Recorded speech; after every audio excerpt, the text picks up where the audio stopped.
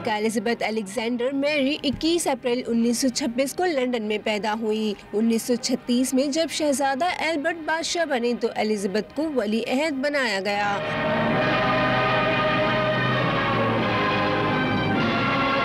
1952 में वालिद king George शमम की वफात के बाद 2 जून 1953 को तख्त शाही की मलका बन गईं।